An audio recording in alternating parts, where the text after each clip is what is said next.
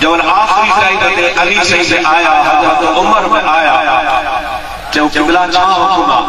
हाण फरमायो जो चोचो लाया सुभान अल्लाह बाबू मन करीम जो चोचो लाया बाबू मन फरमायो यो चोचो के पार आया जो चोचो बार आया हबीब करीम पाके हक सामने चोले के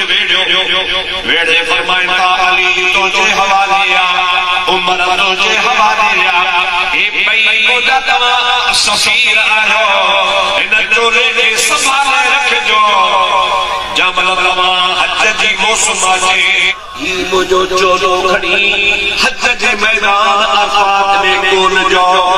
जाके न अवेस शर्मी मिले उनके मुजो चोलो भी जो जो मुस्तफा सलाम नासी मुझे उम्मत नाए दुआ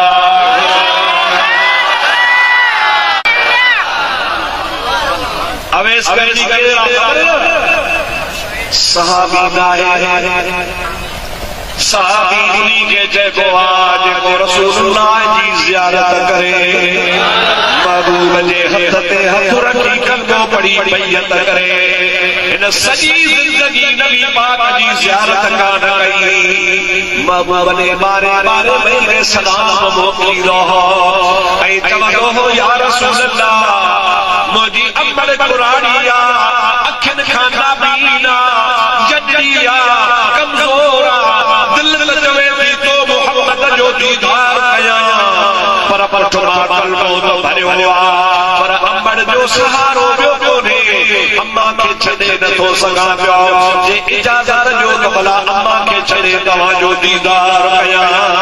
रसूलुल्लाह ने आपो कंदा हाथ में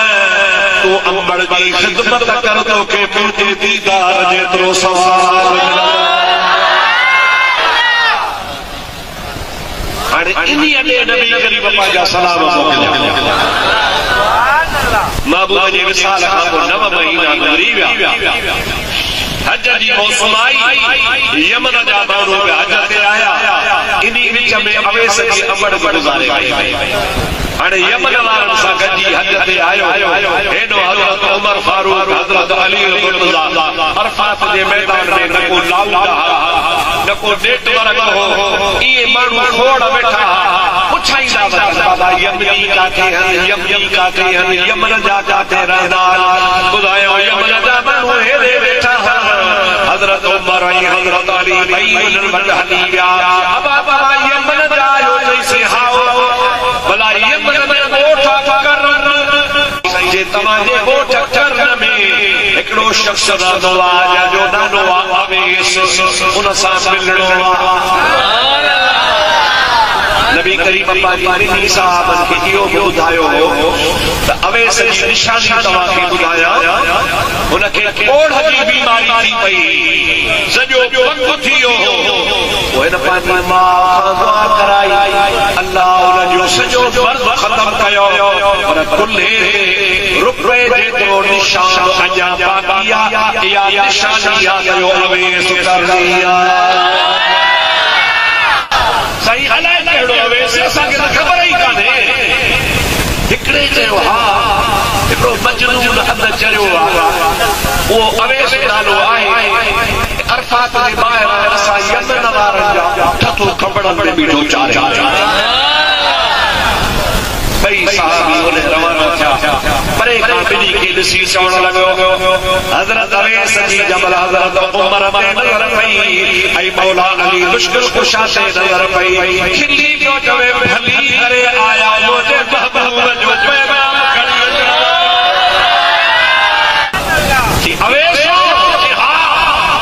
कि कुल्लो लखो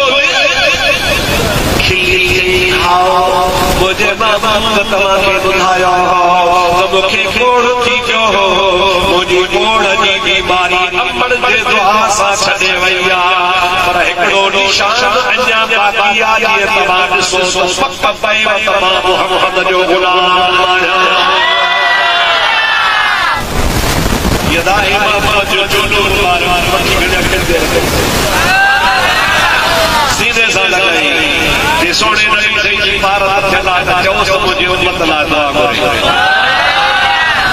नबी करीम की दुआ कबूल का नहीं जाता।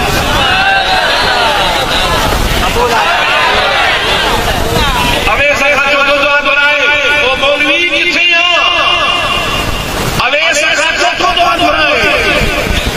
जरी नबी की दुआ कबूल आता अवेसा का इन्हीं जे करे नबी पाक ॿुधाए थो त क़यामत ताईं ख़बर पए त मुंहिंजी दुआ कबूल आहे पर मुंहिंजे ग़ुलामनि जी बि दुआ कबूल आहे। अवेस वारो दुआ करो बीहो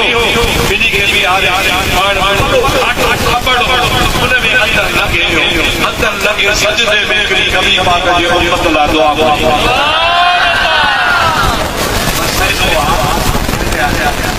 अल्लाह कयो तो कि या अल्लाह हर खराब के सच्चाई सारा साथ छड़ी नाई जे दिहाड़ी तो सुभान अल्लाह नाई जो सुजुद है हर बात के छड़ो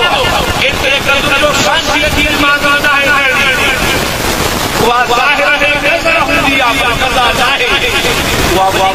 मुसल के भी पड़ गया बस लो या सुजुद है और करो सुब अफीदू है सो अल्लाह जे कुरान जो हुक्म जल्दी आफा चले करो हाणे करवे से जो कपड़ा में सजदे में तो रोए और सुजुद है। हजरत उमर परेशान हजरत अली परेशान छा कयो नबी सही सही कयो आ ओडो कुरान तो जो सुब अफीदू मिन है सो अफादा निकरो अरफात बजा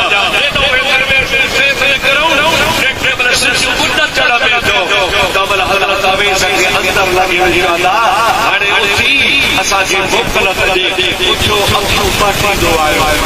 पाण वॾा देर सोचई कि तखत न कयो आहे अल्लाह मूंसां सजदे में वाइदो कयो आहे रसूलुल्लाह जी अधु उम्मत बख़्शिश हजरत अवेस करनी चयो अधु त मुंहिंजी दुआ सां बख़्शिजी वियो अधु अली प्यारा उमर प्यारा इंतजार कयो अल्लाह मूंसां वाइदो कयो आखिर ज़माने में नबी करीम जे औलाद बग़दाद जो शहंशाह अब्दुल कादिर जीलानी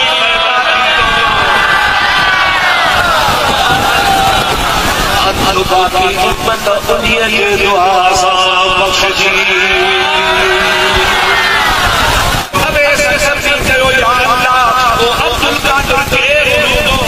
अल्लाह ताला अपने वालों फरमायो जो दाद लो जे मोहम्मद जो दाद लो अल्लाह ताला ने यो मकाम अता फरमायो जो बाकी अज़त अल्लाह ताला को क़यामत तक मुस्तफा जी उम्मत बख्शे वो दस्तगीर या बरीदो आयो या अल्लाह या बरीद वो से आगे बनी रहो मुझे पीर जो पीर नया मुझे पीर जड़ो जो पीर नया तर थोड़ कर दस्तगीर नया तर